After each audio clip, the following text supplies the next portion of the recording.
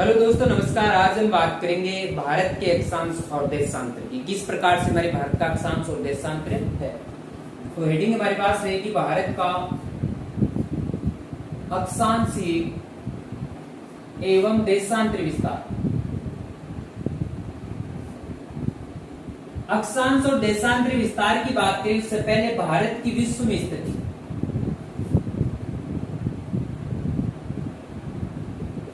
भारत की विश्व में स्थिति की बात करें तो ये रहेगी उत्तर पूर्व दिशा में। तो भारत की बात करें विश्व में या ग्लोब में, हमारा जो भारत है उत्तर पूर्व दिशा में स्थित है, या हम कह सकते हैं ग्लोब के उत्तरी और पूर्वी गोलार्ध में, या हम बात करें अक्षांश और देशांतर के सापेक्ष तो हमारा भारत उत्तरी अक्षांशों पर व पूर्वी देशांतरों पर स्थित है।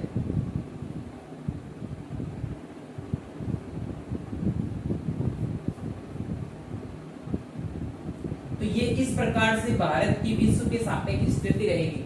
तो भारत की विश्व की सापेक्ष स्थिति उत्तर पूर्व दिशा, उत्तरी पूर्वी गोलार्ध और उत्तरी अक्षांश व पूर्वी देशांतरों पर रहेगी। तो हमारे भारत की बात करें तो ये हमारे पास रहेगा ग्लोब, जो कि पृथ्वी का प्रतिरूप मॉडल माना जाता है। इस ग्लोब को दो भागों में बांटने वाली कोई अक्षांश रेखा या वर्त है, उसे भूमध्य रेखा के नाम से जाना जाता है, या इसे हम कह सकते हैं 0 डिग्री अक्षांश। इसके बाद बात करें ये वाली, इस प्रकार से कोई ऊर्ध्वाधर जो रहेगी हमारे पास लाइन, काल्पनिक रेखा, वह रहेगी 0 डिग्री देशांत रेखा। और इस 0 डिग्री की बात करें, इसे कहा जाता है ग्रीनविच रेखा। तो इस तरीके से ये ग्लोब को दो भागों में बांटने वाले एक अक्षांश और एक देशांत रेखा रहेगी। और इसकी बात करें तो हमारा भारत जो रहेगा, ये देखो हमारे पास उत्तर दिशा है, ये इधर वाली दक्षिण दिशा है, ये हमारे पास पश्चिम दिशा और ये हमारे पास पूर्व दिशा। हमारा भारत की बात करें तो वो इस जगह रहेगा,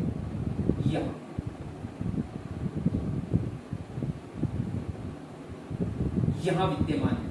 जिसमें बात करें भारत के मध्य से गुजरने वाली अक्षांश रेखा या अक्षांशीय वर्त जो रहेगा वह रहेगी कर्क रेखा, जिसे हम 23.5 डिग्री उत्तरी अक्षांश रेखा के नाम से भी जानते हैं। और इसके बाद बात करें भारत के मध्य से गुजरने वाला कोई देशांतर है तो उस देशांतर का नाम रह जाएगा 0 डिग्री के बाद इस तरफ पूर्व में चलेंगे तो हमारे पास आएगा 82 डिग्री 30 मिनट, यानी कि 82.5 डिग्री पूर्वी देशांतर रेखा। और इस रेखा को भारत का मानक समय निर्धारक रेखा के नाम से भी जाना जाता है, या भारतीय मानक समय रेखा के नाम से भी इसे जाना जाता है। तो 82.5 डिग्री पूर्वी देशांतर भारत के मध्य से गुजरेगा और 23.5 डिग्री उत्तरी अक्षांश भारत के मध्य से गुजरेगा। और इस प्रकार से हमारे पास जो भारत की ग्लोब में स्थिति निकल के आती है वह उत्तर पूर्व दिशा। और हम बात करें यदि हमारे पास अक्षांश तो हम देखो उत्तरी गोलार्ध में स्थित है, इसका उत्तरी अक्षांश। और हम बात करें देशांतरों की तो पूर्वी देशांतरों पर स्थित है, या हम कह सकते हैं पूर्वी गोलार्ध में स्थित है। तो इस तरीके से भारत की विश्व के सापेक्ष स्थिति रहेगी। इसका मतलब कि भारत के जो देशांतर रहेंगे उनके हमेशा लगेगा पूर्वी देशांतर, और भारत के जो अक्षांश रहेंगे उनके लगेगा उत्तरी अक्षांश। तो इससे ये बात निकल के आ गई। अब आगे हम बात करेंगे भारत के अक्षांश विस्तार की, कि भारत का अक्षांश विस्तार किस प्रकार से रहेगा। तो इस तरीके से हमारे पास हमारा अपना भारत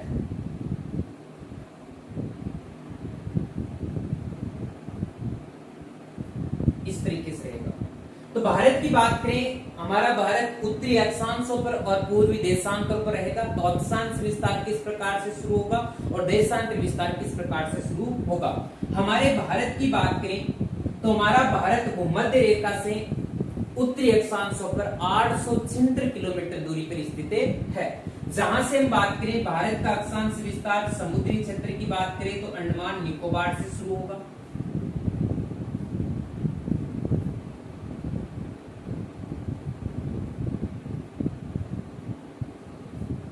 यहाँ स्थित है अंडमान निकोबार द्वीप समूह। इस प्रकार से हमारा ये भारत रहेगा। यहाँ बात करें भारत का सबसे मुख्य भूमि से दक्षिणी बिंदु,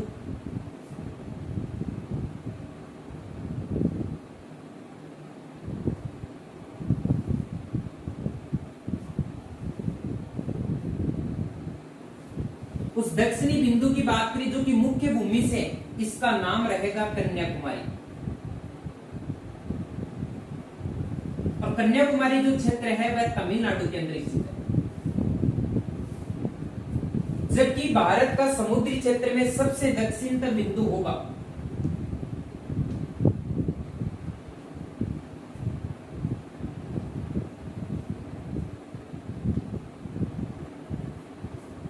वह होगा,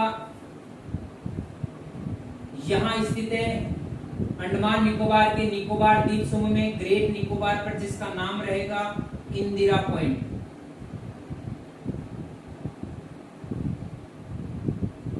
तो भारत का सबसे दक्षिणतम बिंदु की बात करें तो वह रहेगा इंदिरा पॉइंट, अंडमान निकोबार के अंदर स्थित है।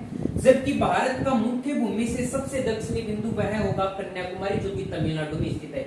यहां से भारत का अक्षांश विस्तार शुरू होगा मुख्य भूमि से कन्याकुमारी से, इस प्रकार से चलता रहेगा और यहां समाप्त होगा। तो भारत का सबसे उत्तरी बिंदु, भारत के सबसे उत्तरी बिंदु की बात करें तो वह आज के लद्दाख क्षेत्र में स्थित है, जिसका नाम रहेगा इंदिरा कोल। और इंदिरा कोल की बात करें तो वर्तमान में लद्दाख क्षेत्र में स्थित है। तो भारत का अक्षांश विस्तार कन्याकुमारी यानी मुख्य भूमि से कन्याकुमारी से शुरू होकर लद्दाख में इंदिरा कोल तक रहेगा। तो यहां से बात करें हमारा जो अक्षांश विस्तार शुरू होगा वो कितने डिग्री से होगा, कन्याकुमारी से जो शुरू होगा 8 डिग्री 4 मिनट, 8 डिग्री 4 मिनट उत्तरी अक्षांश से शुरू होगा। भारत का अक्षांश विस्तार 8 डिग्री 4 मिनट उत्तरी अक्षांश से लेकर और यहां इंदिरा कोल तक रहेगा 37 डिग्री 6 मिनट उत्तरी अक्षांश तक।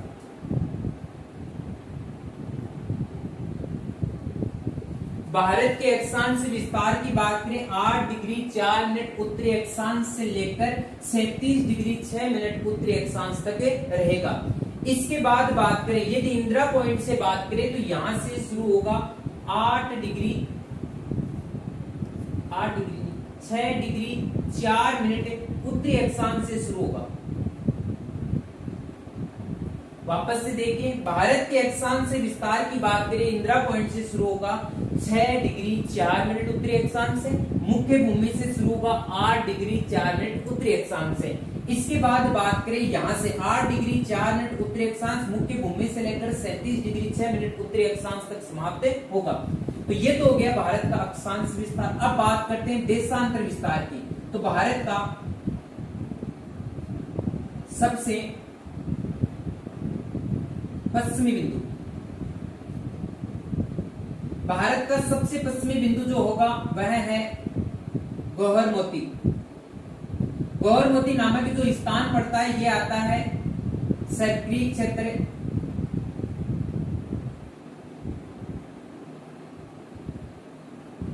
और सर्क्रीक क्षेत्र की बात करें तो यह पड़ता है गुजरात।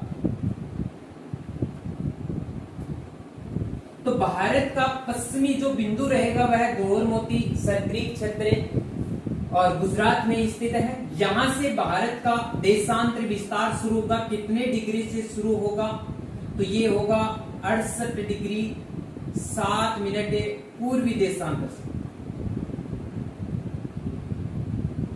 भारत के देशांतरी विस्तार की बात करें यह गौहरमोती गुजरात के सर्क्रीक क्षेत्र से शुरू होगा, जहां से बात करें 68 डिग्री 7 मिनट पूर्वी देशांतर से रहेगा और इस प्रकार से चलता रहेगा और यहां समाप्त होगा। तो यहां भारत का सबसे पूर्वी बिंदु, भारत का सबसे पूर्वी बिंदु की बात करें तो आएगा कीपीटू। और कीपीटू नामक जो स्थान है वह वालांगू क्षेत्र है और वालांगू क्षेत्र जो पड़ता है वह अरुणाचल प्रदेश। तो भारत की बात करें सबसे पूर्वी बिंदु की तो कीपेतु वालांगू अरुणाचल प्रदेश रहेगा और यहाँ भारत का देशांतर विस्तार समाप्त होगा 97 डिग्री 25 मिनट पूर्वी देशांतरों पर।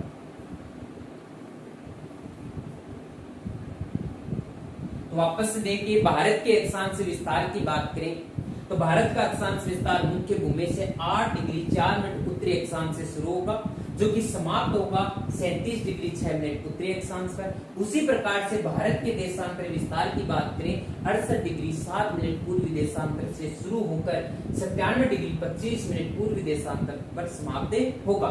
इसी प्रकार से कुछ से भारत के दक्षिणी पश्चिमी उत्तरी पूर्वी जो भी बिंदु है उनकी भी बात ध्यान रखना है कि देशांतर विस्तार जो शुरू होगा गोहर मोती सक्रिय क्षेत्र गुजरात से और देशांतर विस्तार समाप्त होगा कीबीतू वालांगू अरुणाचल प्रदेश में। उसी प्रकार से बात करें भारत का अक्षांश विस्तार शुरू होगा मुख्य भूमि से बात करें कन्याकुमारी से, जबकि समुद्री क्षेत्र से बात करें तो इंदिरा पॉइंट से और इसके बाद ये जो समाप्त होगा वह इंदिरा कोल लद्दाख में। इसी प्रकार से एक बात और कर लेते हैं कि भारत की उत्तर से दक्षिण और पश्चिम से पूर्व के मध्य दूरी कितनी है। तो देखिए हम बात करें भारत की पश्चिम से पूर्व के मध्य दूरी 2933 किलोमीटर रहेगी, जबकि भारत की बात करें जो उत्तर से दक्षिण के मध्य दूरी है वह 3214 किलोमीटर रहेगी। तो इस प्रकार से ये हमारे भारत का अक्षांश और देशांतरीय विस्तार रहेगा। यदि आपको ये वीडियो पसंद आए तो लाइक कीजिए, शेयर कीजिए और अपने इस YouTube चैनल को सब्सक्राइब कीजिए। धन्यवाद।